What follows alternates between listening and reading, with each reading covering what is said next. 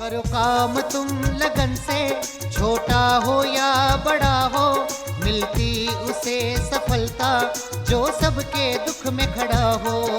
शिक्षा से ही जीवन में उजियारा आता है।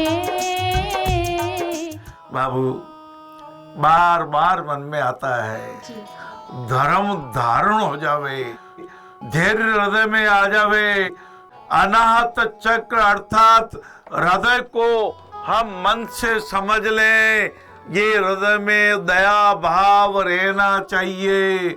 ये हमारे देह देवालय के प्रिंसिपल साहब मस्तिष्क सरसार चक्र में क्षमा भाव रहना चाहिए, सत्य रहना चाहिए, आनंद की भावनाएं प्रतिक्षण रहनी चाहिए, क्योंकि धर्म की रेलगाड़ी में दया नाम का पहला स्टेशन देखा, धर्म की रेलगाड़ी। पहला दया नाम का स्टेशन, दूसरा देर कहता है, तीसरा विद्या सोच है, चौथा क्षमा पांचवा स्टेशन है। स्टेशन आस्ते छोटा, सातवां बुद्धि की कली खिली।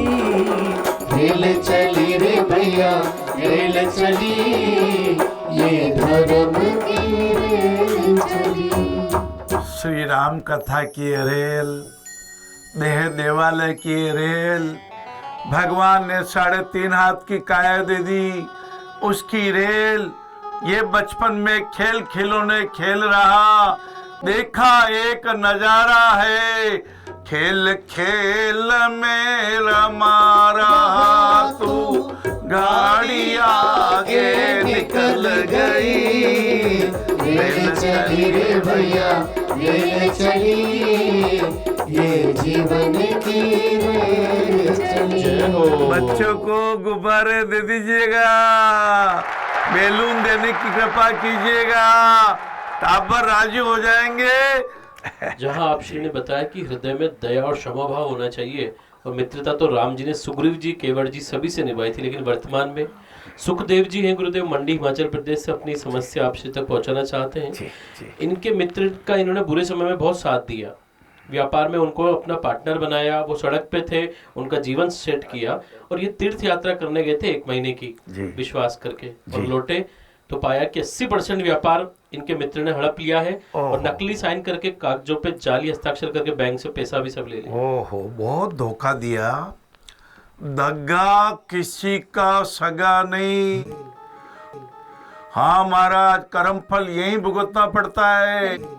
हाँ, पार्टनर ने बहुत गलत काम किया, महापाप किया। मैंने तो बचपन में जब पिताजी कमाला करते थे, उस समय एक महाराज जी आए, बातें होने लगी, महाराज जी ने इसी तरह की बात कही। मैं किसी का पार्टनर था, मैंने किसी को धोखा दिया, मेरे पार्टनर को। मेरे विवाह हुआ, 8 साल तक संतान नहीं हुई, बाद में एक संतान हुई, 2 साल की हुई, बहुत बीमारी हो गई, बड़ी बीमारी हो गई, हजारों लाखों रुपए खर्च हो गए, और अंत समय जाने के पहले उस बच्चे ने कहा, मुझे पहचाना? मैंने कहा, बेटा तू तो मेरा बेटा है, तुझे कैसे नहीं पहचानूंगा? बोले, मैं आपका वही पार्टनर, आपने मुझे धोखा दिया था, अब मैंने सब वसूली कर ली। अब ओम हरिओम करके उसने अंतिम श्वास ली। दगा किसी का सगा नहीं भाइयों। और आप जो जिन्होंने मुझे लिखा है, उनको मेरा निवेदन ये है, आप लीगल कार्रवाई कीजिए, कानूनी कार्रवाई कीजिए।